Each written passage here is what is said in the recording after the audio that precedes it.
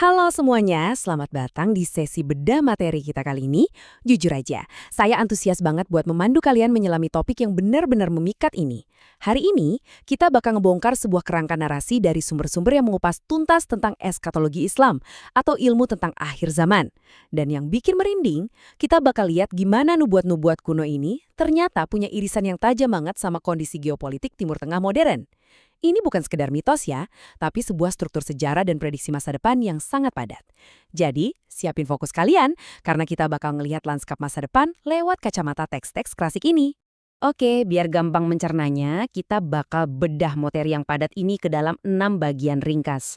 Mulai dari misteri geografi, terus ke anomali Isfahan, ancaman Yajuj-Majuj, kronologi perang, puncak kemakmuran bumi, dan kita tutup dengan refleksi modern. Langsung aja kita masuk ke bagian pertama, misteri geografi akhir zaman. Kalau kita ngebahas narasi akhir zaman dari sumber ini, geografi itu ibarat panggung utamanya, khususnya wilayah Iran modern. Coba deh perhatiin kontras yang mencolok banget ini. Di satu sisi ada Isfahan, kota yang dinubuatkan jadi titik kemunculan awal Dajjal, sosok antagonis paling puncak di akhir zaman. Tapi tepat di sebelahnya, ada wilayah Khurasan historis yang membentang dari Iran Timur sampai Afghanistan. Wilayah ini dicatat sebagai titik awal munculnya pasukan Panji Hitam, kelompok yang bakal ngedukung tokoh penyelamat, Imam Mahdi. Bener-bener sebuah ironi geografis yang luar biasa ya. Epicentrum kejahatan dan epicentrum perlawanannya ternyata lahir di bentan alam yang deketan banget.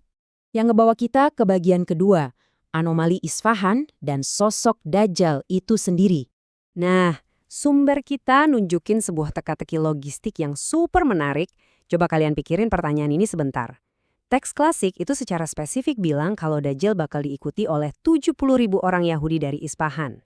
Pertanyaannya, gimana caranya ini bisa kejadian kalau populasi Yahudi di kota itu sekarang cuma sekitar 1.500 jiwa? Isfahan saat ini juga nggak punya infrastruktur raksasa yang siap nampung gerakan masif kayak gitu. Ini benar-benar sebuah misteri angka yang bikin kita mikir keras. Buat ngejawab anomali tadi, materi kita ini ngajuin sebuah teori geopolitik yang cukup berani. Menurut sumbernya, sangat mungkin ke depan bakal ada pergeseran geopolitik besar, di mana kekuatan-kekuatan asing membelah wilayah tersebut dan ngambil alih Isfahan. Buat apa? Ya buat ngebangun semacam pangkalan atau infrastruktur raksasa. Mereka nyiapin medianya, dananya, dan markasnya sebelum sang Mesias versi mereka itu benar-benar muncul. Dan satu lagi yang digarisbawahi sama sumber kita. Meskipun Dajjal muncul di Isfahan, Dajjal itu bukan orang Iran. Pengikutnya yang 70.000 itu disebutin spesifik, jadi nggak bisa sembarangan diartikan sebagai warga lokal yang ada di sana sekarang. Sekarang, kita geser ke bagian ketiga. Ancaman Yajuj dan Majuj. Jujur aja, dari semua narasi eskatologi di materi ini adalah ancaman yang paling bikin merinding. Coba kalian lihat rasio gila ini. 1:999. Angka ini nunjukin betapa masifnya jumlah Yajuj dan Majuj atau Gog dan Magog dibandingin sama umat manusia yang beriman di masa itu. Buat gambaran aja nih, kalau umat Islam sekarang ada sekitar 2,5 miliar, bayangin jumlah itu dikali 1.000. Skala yang absurd ini emang dirancang buat ngasih tahu satu fakta mutlak. Ngelawan mereka pakai kekuatan fisik manusia itu beneran mustahil, nggak ada harapan.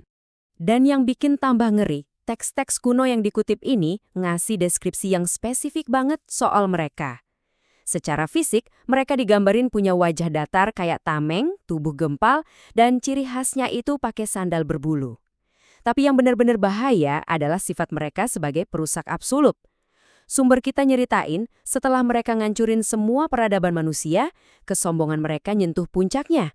Mereka melempar tombak ke langit dan secara ajaib tombak itu balik dalam keadaan berlumuran darah. Mereka lalu sesumbar udah berhasil ngalahin Tuhan di langit. Ini benar-benar puncak dari keangkuhan absolut yang harus disaksikan sisa umat manusia. Terus, gimana cara ngalahin mereka kalau gitu? Karena senjata manusia nggak ada gunanya.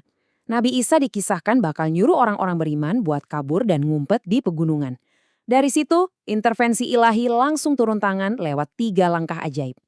Pertama, ada wabah infeksi dan ulat mematikan yang nyerang leher mereka. Bikin miliaran pasukan itu mati seketika. Kedua, pas bumi udah penuh sesak sama jasad mereka, burung-burung raksasa berleher panjang dikirim buat ngangkut jasad-jasad itu pergi. Dan ketiga, hujan yang luar biasa lebat turun buat nyuci bersih seluruh permukaan bumi. Bener-bener kayak tombol reset. Dari situ, kita nge-zoom out dikit buat masuk ke bagian keempat, kronologi perang akhir zaman. Kalau kita lihat gambaran besarnya, kronologi ini dengan brilian ngerangkai nubuat-nubuat yang tadinya ketisah-pisah jadi satu naratif timeline yang utuh. Dimulai dari aliansi politik umat Islam sama bangsa Rum atau Romawi buat ngelahin musuh bersama. Abis menang, aliansi ini malah pecah dan meledak jadi perang raksasa di Suriah. Di tengah kekacauan internal itu, Imam Mahdi muncul di depan Ka'bah, Mekah. Nah, kemunculan Mahdi ini kayak jadi pelatuk buat Dajjal buat keluar dan ngepung dunia. Dan puncaknya, saat umat beriman udah nyaris kalah di Damaskus, di detik-detik terakhir, Nabi Isa turun buat nyelesain pertempuran penentu itu. Sebuah sequence yang benar-benar epik. Api ini penting banget buat kita sadari. Sebelum semua perang kosmis itu meledak, sumber kita ngingetin soal satu indikator awal yang namanya Al-Harj. Singkatnya, Al-Harj ini adalah kondisi di mana pembunuhan, kekerasan, dan degradasi moral itu meluas banget. Dan yang paling serem, itu dianggap wajar atau dinormalisasi. Coba deh relevansiin sama zaman sekarang, di mana nyawa manusia kadang hilang cuma karena hal sepele, atau eksploitasi gila-gilaan dianggap biasa aja. Al-Harj ini ibarat benih-benih kekacauan sebelum badai besarnya benar-benar datang. Setelah ngelewatin semua masa kelam tadi, kita masuk ke fase yang jauh lebih terang di bagian kelima, puncak kemakmuran bumi. Bayangin aja sebuah dunia yang udah direstorasi total. Narasinya di sini bergeser drastis dari perang jadi era perdamaian dan kelimpahan yang gak masuk akal.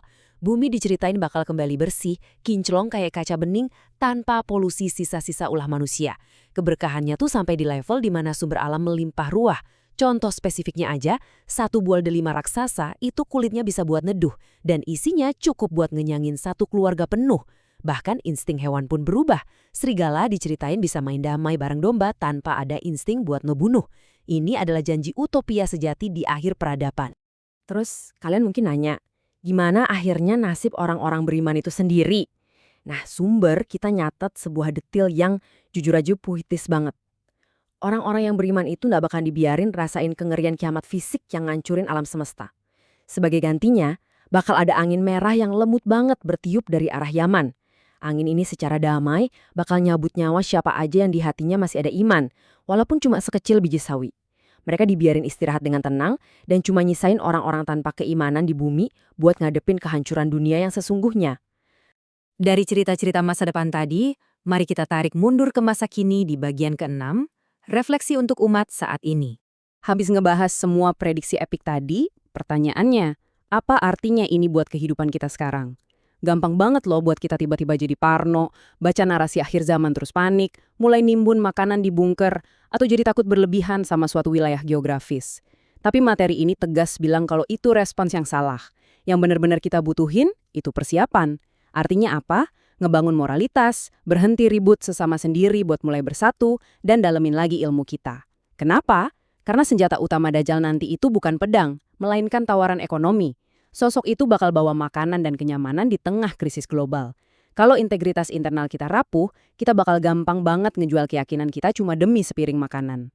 Makanya materi ini ngangkat sebuah kutipan satir yang nusuk banget, yang dianggap haram hanya babi, tetapi korupsi tidak.